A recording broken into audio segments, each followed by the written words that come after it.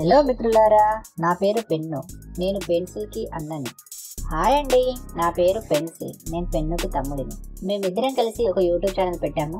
దాని పేరే VM2D creators. ఈ ఛానల్ ఎందుకని అంటే, ఈ ఛానల్లో త్వరలో మంచి మంచి కథలతో 2D యానిమేషన్ వీడియోస్ వస్తాయి. అంతేకాకుండా మేము ఎలా క్రియేట్ చేస్తున్నామో ఈ ఛానల్లో పెడతాము. అవి చూసి మీరు నేర్చుకోవచ్చు. కనుక ప్లీజ్ సబ్స్క్రైబ్ చేసుకోండి. అలాగే ఒక షేర్, ఒక లైక్ కొట్టండి. గంట కొట్టడం మరవకండి.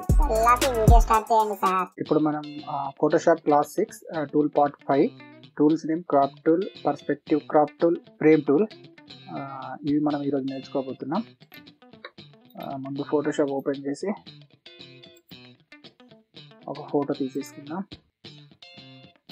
ఓపెన్.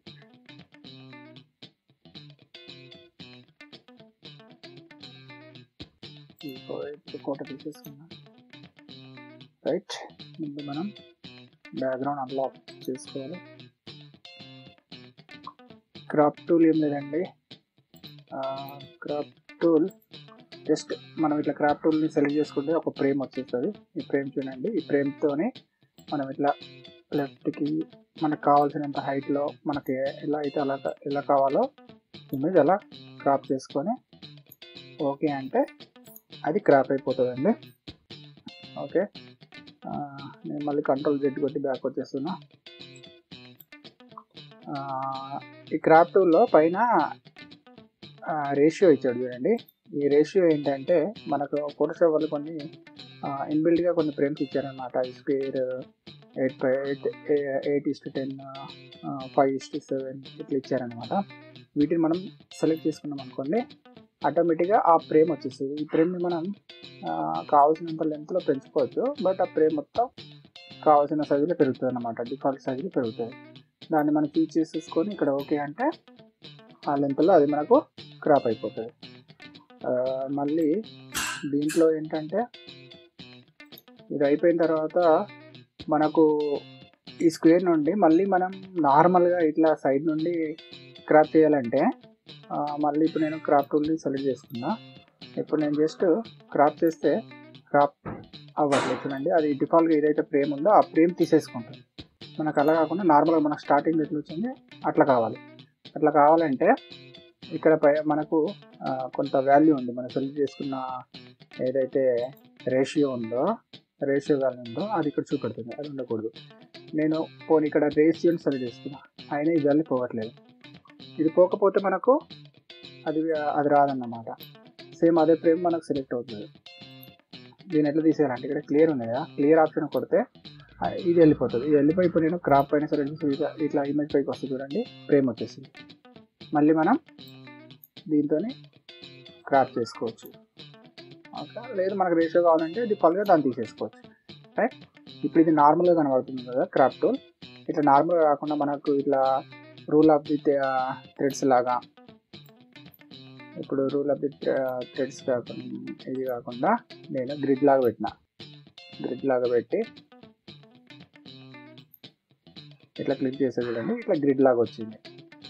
ఇది అంతే చూపెడుతుంది, కానీ మనకు విజిబిలిటీ గ్రిడ్ లాగా కనబడుతుంది అంతే. దీంట్లో ఏం లేదు. ఇట్లా నేను ఇప్పుడు ఓకే అంటే ఇట్లా గ్రిడ్లు ఏమి ఉండదు, కానీ మనకు విజిబిలిటీ గ్రిడ్ కనబడుతుంది అన్నట్టు, క్రాప్ అయ్యేటట్టు. Ctrl+Z బ్యాక్ వచ్చిన. ఓకే, దీంట్లో ఇంకా మనకు ఇట్లా కొన్ని డిఫాల్ట్గా ఉన్నాయన్నమాట. మనకి ఏ స్టైల్ ఒకవేళ కావాలి అనుకుంటే ఆ స్టైల్ మనం సెలెక్ట్ చేసుకొని క్రాప్ చేసేసుకోవచ్చు. థ్రెడ్స్ ఇట్లా డిఫరెంట్ స్టైల్స్ ఉన్నాయన్నమాట. గోల్డెన్ స్పైరల్,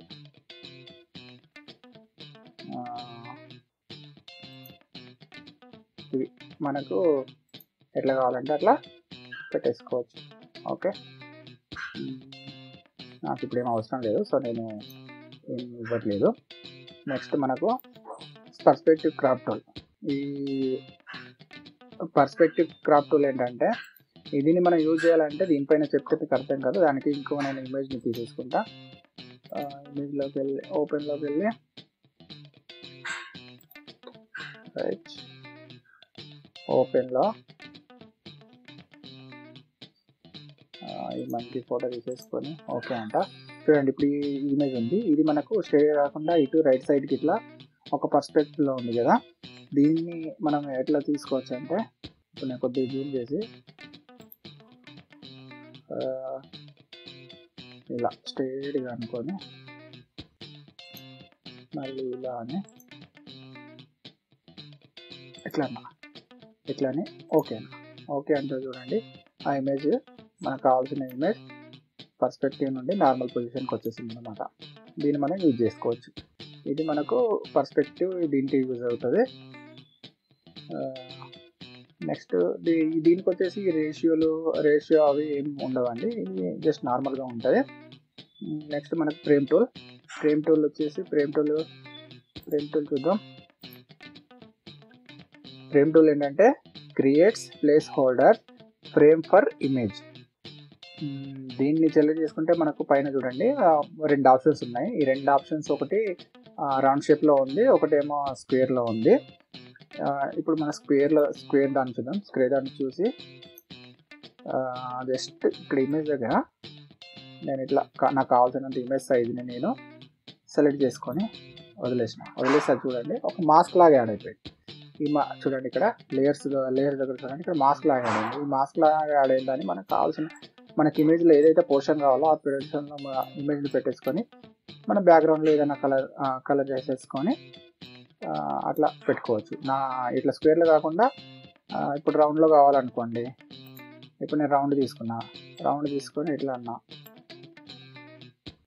చూడండి రౌండ్లో వచ్చేసింది. ఇప్పుడు దీని వెనకాల నేను ఒకటి లేయర్ వేసి